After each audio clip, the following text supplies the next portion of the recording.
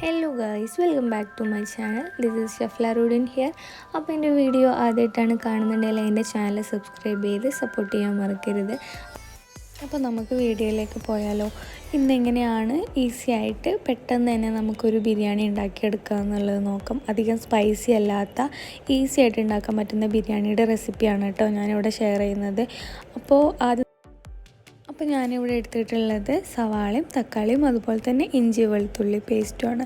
സവാള നന്നായി തിന്നാക്കി കട്ട് ചെയ്തിട്ടുണ്ടായിരിക്കണം, അതുപോലെ തന്നെ തക്കാളിയും നന്നായിട്ട് തിന്നായിട്ട് കട്ട് ചെയ്തതായിരിക്കണം. അതിന് ശേഷം ഞാൻ കുറച്ച് ഉപ്പും കൂടെ ആഡ് ചെയ്തിട്ട് അത് നന്നായി മിക്സ് ചെയ്തെടുത്തതിന് ശേഷം വഴറ്റിയെടുക്കുകയാണ്.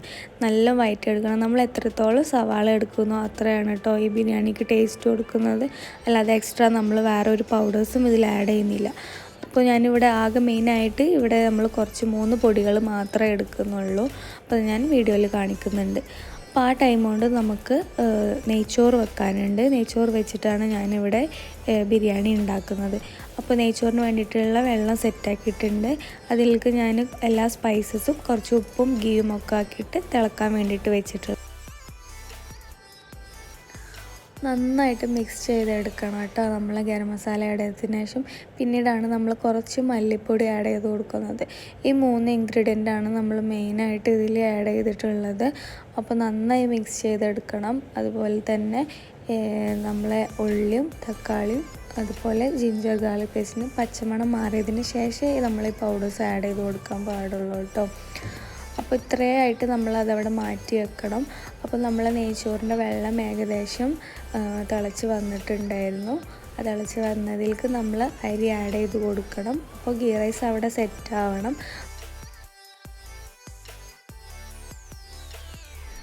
അപ്പോൾ നമ്മൾ കഴുകി വൃത്തിയാക്കി വെച്ചിട്ടുണ്ടായിരുന്ന അരി നമ്മൾ തിളച്ച വെള്ളത്തിലോട്ട് ആഡ് ചെയ്ത് കൊടുക്കുക കേട്ടോ. അപ്പോൾ അതവിടെ സെറ്റാവട്ടെ. ആ ടൈം കൊണ്ട് നമുക്ക് മസാല ഒന്നും കൂടെ സെറ്റാക്കി എടുക്കാനുണ്ട്. അപ്പോൾ ഇത് നന്നായി വഴറ്റി എടുത്തിട്ടുണ്ട്. അപ്പോൾ നമ്മൾ എല്ലാ മസാലകളും അതിൽ നന്നായി പിടിച്ചിട്ടുണ്ട് കേട്ടോ. അതിന് ശേഷമാണ് നമ്മൾ അതിലേക്ക് നമ്മൾ മെയിൻ ഇൻഗ്രീഡിയൻ്റ് ആയിട്ടുള്ള ചിക്കനൊക്കെ ആഡ് ചെയ്ത് കൊടുക്കുന്നത്. അപ്പോൾ നമ്മൾ ഗീ റൈസ് നമ്മൾ ഇടയ്ക്കൊന്ന് ഇളക്കി കൊടുക്കണേ, അല്ലെങ്കിൽ അത് ഇങ്ങനെ കട്ടയായി പോവുള്ളൂ. നമുക്ക് വേണമെങ്കിൽ അതിൽ കുറച്ച് ചെറുനാരങ്ങ നീരായിട്ട് ആഡ് ചെയ്ത് കൊടുക്കാം. പിന്നീട് ഞാനിവിടെ കാണിക്കുന്നത് നമ്മൾ ബിരിയാണി മസാലയിലോട്ട് നല്ല മല്ലിച്ചപ്പാണ് ആഡ് ചെയ്ത് കൊടുക്കുന്നത്. അപ്പോൾ നിങ്ങൾക്ക് വേണമെന്നുണ്ടെങ്കിൽ പുതിനയും കൂടെ ആഡ് ചെയ്ത് കൊടുക്കാം കേട്ടോ. എനിക്ക് ഇതിൻ്റെ ഫ്ലേവർ ഇഷ്ടമില്ലാത്ത കാരണം ഞാൻ മല്ലിച്ചപ്പ് മാത്രമാണ് ഇവിടെ ആഡ് ചെയ്ത് കൊടുത്തിട്ടുള്ളത്. അപ്പോൾ അത് നന്നായി മിക്സ് ചെയ്തെടുക്കുക. ഫൈനലി നമ്മൾ അതിലേക്ക് ആഡ് ചെയ്ത് കൊടുക്കുന്നത് നമ്മളെ തൈരാണ് കേട്ടോ.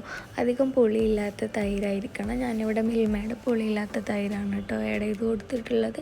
അത്യാവശ്യം തന്നെ ആ മസാലയിലേക്ക് നമുക്ക് തൈര് ആഡ് ചെയ്ത് കൊടുക്കണം. അപ്പോൾ തൈര് ആഡ് ചെയ്ത് കൊടുത്തതിന് ശേഷം നന്നായിട്ട് മിക്സ് ചെയ്തെടുക്കുക. പിന്നെ ഞാനിവിടെ കാണിക്കുന്നത് നമ്മൾ മെയിനായിട്ടുള്ള ഇൻഗ്രീഡിയൻ്റ് ആണ് കേട്ടോ ചിക്കൻ ബിരിയാണിയാണ് ഇവിടെ കാണിക്കുന്നത്.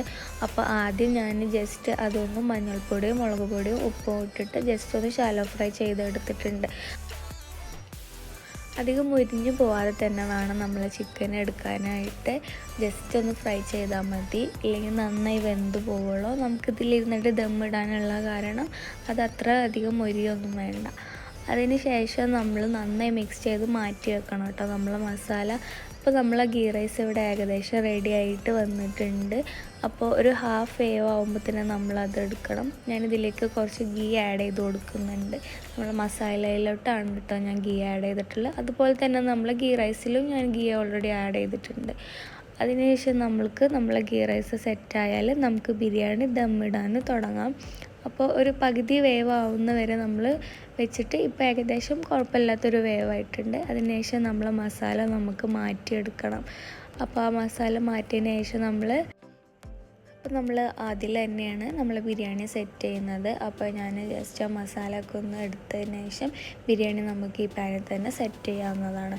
അപ്പോൾ ഞാൻ എല്ലാ മസാലകളും മാറ്റിയതിന് ശേഷം ആദ്യം കുറച്ച് ചോറിട്ട് കൊടുത്തു, പിന്നെ മസാല ആഡ് ചെയ്ത് കൊടുത്തു. അതുപോലെ തന്നെ ചോറിട്ടിട്ട് ദമ്മിടാൻ പോവാണ്. അപ്പോൾ മസാല നമ്മൾ സെൻറ്റർ പോർഷനിലാണ് കേട്ടോ ഞാൻ ഇട്ടിട്ടുള്ളത്. കൂടുതലും ഞാൻ താഴ്ഭാഗത്തേക്കാണ് റൈസ് കൊടുത്തിട്ടുള്ളത്. അപ്പോഴാണ് നമ്മളെ മസാലയിൽ നിന്നുള്ള എല്ലാ ഫ്ലേവേഴ്സ് താഴത്തിട്ട് ഇറങ്ങി വരുള്ളൂ. ഞാനിവിടെ മുകളിലത്തെ ലെയർ ഇടുന്നതിന് മുന്നായിട്ട് കുറച്ച് മല്ലിച്ചപ്പും കൂടെ ആഡ് ചെയ്ത് കൊടുത്തിട്ടുണ്ട്. പിന്നെ ഞാൻ ബാക്കി വന്നിട്ടുള്ള റൈസ് നമ്മളതിൻ്റെ മുകളിൽ സെറ്റാക്കി എടുത്തിട്ടുണ്ട് കേട്ടോ. അപ്പോൾ ദമ്മിടാൻ വേണ്ടിയിട്ട് പോവാണ്. അപ്പോൾ ദമ്മിട്ടതിന് ശേഷം നമുക്ക് ലാസ്റ്റ് നമ്മൾ ഫ്രൈ ചെയ്ത് വെച്ചിട്ടുള്ള ഒണിയൻ ഉണ്ട്, ഒണിയൻ ഇട്ട് കൊടുക്കാം. നിങ്ങൾക്ക് വേണമെങ്കിൽ അണ്ടിപ്പരിപ്പും മുന്തിരിയൊക്കെ വേണമെങ്കിൽ ആഡ് ചെയ്യാം കേട്ടോ. എനിക്കത് മുന്തിരിയുടെ ഒന്നും ഫ്ലേവർ ഇഷ്ടമില്ലാത്തതുകൊണ്ട് ഞാനത് ആഡ് ചെയ്തിട്ടില്ല. ജസ്റ്റ് ഞാൻ സവാള മാത്രം ഫ്രൈ ചെയ്തിട്ട് മുകളിൽ ഇട്ടിട്ടുണ്ട്. അതുപോലെ തന്നെ നമ്മൾ മല്ലിച്ചപ്പും കൂടെ കട്ട് ചെയ്തിട്ട് മുകളിൽ ഗാർണിഷ് ചെയ്യാൻ ഇട്ടിട്ടുണ്ട്. അപ്പോൾ ഇനി നന്നായിട്ട് നമുക്കിത് അടച്ച് വെച്ചിട്ട് ഒരു 15 മിനിറ്റോളം നമുക്ക് വെയിറ്റ് ചെയ്യാം. അതിന് ശേഷം നമ്മൾ കഴിക്കാൻ നേരത്ത് നമുക്കിത് എടുക്കാം. അങ്ങനെ ഫൈനലി ഞാൻ ലാസ്റ്റ് കുറച്ച് ഗീയും കൂടെ ആഡ് ചെയ്തിട്ട് ഞാൻ മൂടി വെച്ചിട്ട് 15 മിനിറ്റിന് ശേഷം തുറന്നു. അപ്പോൾ നമ്മൾ ബിരിയാണി ഇവിടെ സെറ്റ് ആയിട്ടുണ്ട്, നല്ല സ്മെല്ലൊക്കെ വരുന്നുണ്ട്. അപ്പോൾ 15 മിനിറ്റിന് ശേഷം ഞാനിത് സെർവ് ചെയ്തിട്ടുള്ളതാണ് കേട്ടോ കാണിക്കുന്നത്. അപ്പോൾ നമ്മൾ ഈസി ആയിട്ടുള്ള അധികം ഇൻഗ്രീഡിയൻസ് ഒന്നും ആഡ് ചെയ്യാത്ത ചിക്കൻ ബിരിയാണി ഇവിടെ റെഡി ആയിട്ടുണ്ട്. അപ്പോൾ എല്ലാവരും ട്രൈ ചെയ്ത് ഫീഡ്ബാക്ക് അറിയിക്കുക. എൻ്റെ വീഡിയോ ആദ്യമായിട്ടാണ് കാണുന്നുണ്ടെങ്കിൽ സബ്സ്ക്രൈബ് ചെയ്ത് സപ്പോർട്ട് ചെയ്യാൻ. അപ്പോൾ നെക്സ്റ്റ് വീഡിയോ ആയിട്ട് വരുന്നത് വരെ ബൈ ഫ്രം ഷഫ്ല റൂഡിൻ.